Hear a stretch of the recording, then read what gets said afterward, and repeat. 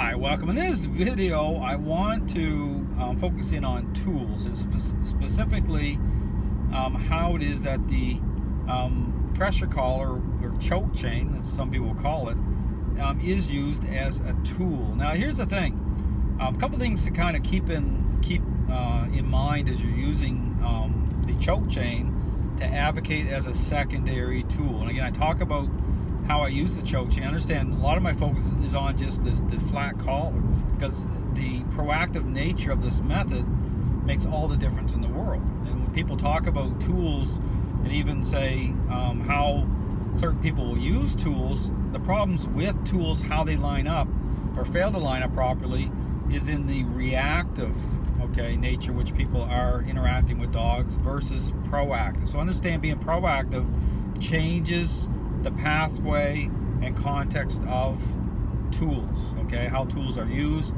and how dogs respond to tools.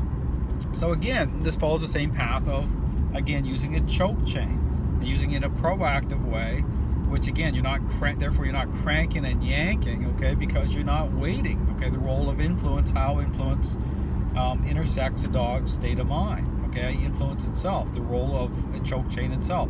But again, when I talk about how a choke chain is used as a tool, especially for bigger dogs that have gained more control in the relationship, therefore you need more control. You need the ability to have a certain amount of leverage. But again, how the tool is used is important. Now, when you notice using a choke chain, one thing to be aware of is, again, you want to keep it up high in the dog's neck area. Therefore, the dog is more sensitive to the tool. The dog's more responsive to the tool.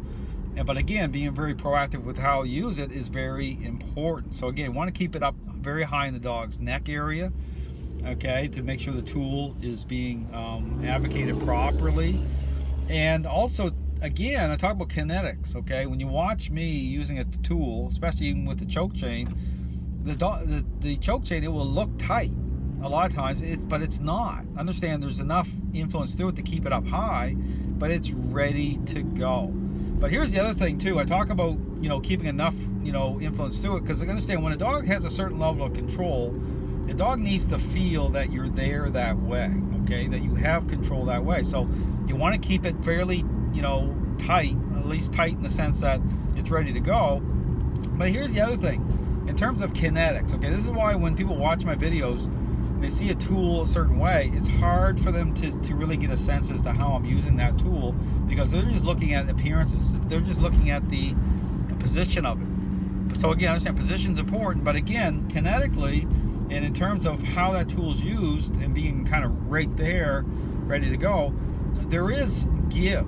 I understand that when the dog gives, I'm given. So that, again, talk about the amount of conflict. It's not intended to start a war with the dog or get a high level of challenge with the dog.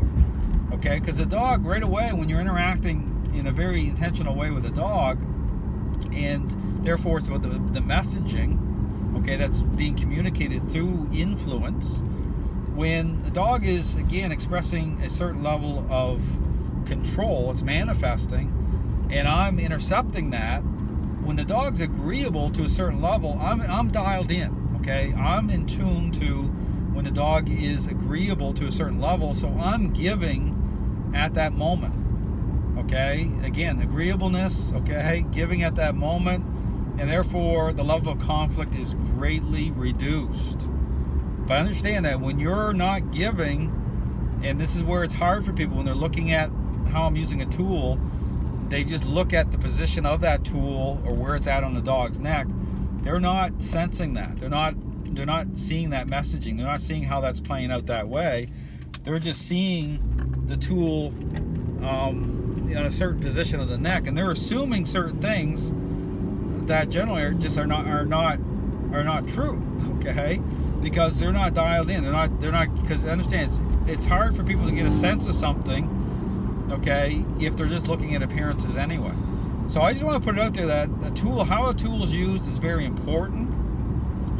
The position of it's important. The role of influence is important. The response of how, again, that tool is used with, again, the dog is agreeable and given a little, you have to give a little too, but just a little. Okay, understand that when a dog has a lot of control, you got to be right there. Okay, the dog's got a sense that you're in control, especially in a case of a dog being very reactive towards other dogs.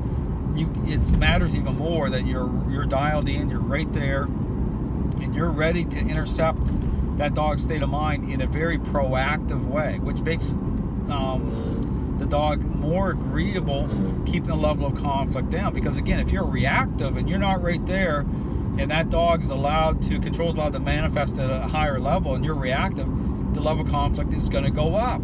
Okay, you're going to be in higher conflict anyway. It's not going to work out so well because the dog senses it's gappy. The dog, senses that the dog's able to manifest at a higher level. You're in a reactive posture. So again, if you have questions, contact me. I'm more than happy to answer them. If you have questions about anything regarding dog training, tools, be more than happy to help you out.